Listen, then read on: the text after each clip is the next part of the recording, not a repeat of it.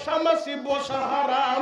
ওই নবীও মৃত্যুর পূর্ব মুহূর্তে 1 সপ্তাহ আগে নবী আমার পুরো শরীরটা জ্বর হয়ে গেছে। অসুস্থতার কারণে নবী আমার মসজিদে যাইতে পারে না, ইমামের মুসাল্লায় দাঁড়াইতে পারে না। যুবক রে, এখন কাঁদতে বলছি, ভাই কাঁদবি। এই যে কোরআন আমার হাতে, গুনাহ করতে একটা সময় লাগছে 10 বছর, 20 বছর, 50 বছর। ও দাড়ি পাকা বাজানরা, 60 বছর যাবত গুনাহ করছেন, আমার আল্লাহ মাফ করতে 60 বছর সময় নিবে না। যদি চোখের গরম পানি দিয়া আল্লাহরে বুঝা বলতে পারেন, আল্লাহ আমি পাপী অপরাধী, দেও না আমারে মাফ কইরা, আল্লাহর মাফ করতে সেকেন্ডও লাগে না। কথা বলেন ঠিক কিনা? যুবক, রহমাতুল্লিল আলামিন নবী আমার অসুস্থ হইয়া রুমের থেকে আর মসজিদে যাইতে পারে না, এমন অসুস্থ জামাতে যাইতে পারে না। একদিন আম্মা জান আয়েশাকে নবী আমার বলে, আয়েশা রে, আমার একটু ধরো, আমার একটু ধইরা জানালার কাছে নিয়ে যাও, পর্দাটা সরায় দাও, আমি একটু দেখতে চাই আমার সাহাবীরা নামাজে দাঁড়াইছে। আল্লাহু আকবার।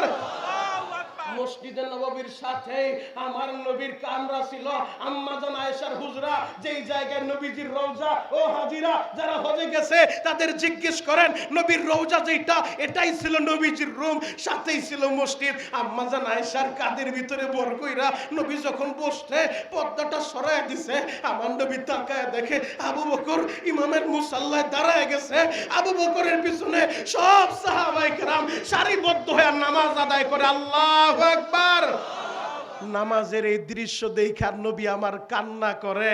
বক্তারা বলছে সব কান্না আনন্দের কান্না না, কিছু কান্না হয়, কিছু সব কান্না কষ্টের কান্না না, কিছু কান্না আনন্দের কান্না। নবী আমার কান্না করতেছে। আম্মা জান আয়েশা বলে, ইয়া রাসূলুল্লাহ, ইয়া হাবিবাল্লাহ, আমার বাবা আপনার জায়গায় দাঁড়ায় নামাজের ইমামতি করে, মনে হয় আপনি কষ্ট পাইছেন, আমার বাবা দাঁড়াইছে এই জন্য কান্না করেন। নবী আমার বলে, আয়েশা রে, না না না, এ কান্না আমার দুঃখের কান্না না, এ কান্না আমার আনন্দের কান্না। আয়েশা রে, এই নামাজের লাইগা তাইবে মার খাইছিলাম, আয়েশা রে, এই নামাজের লাইগা উহুদে আমার দান শহীদ হইছে, আমার দান শহীদ হইছে। যুবক ভাইরা রে,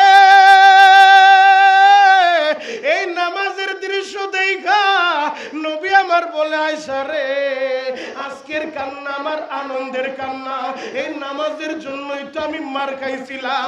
একদিন আম্মা জান আয়েশা নবীরে প্রশ্ন করে বসে, নবী গো, উহুদের ময়দানে তো দান শহীদ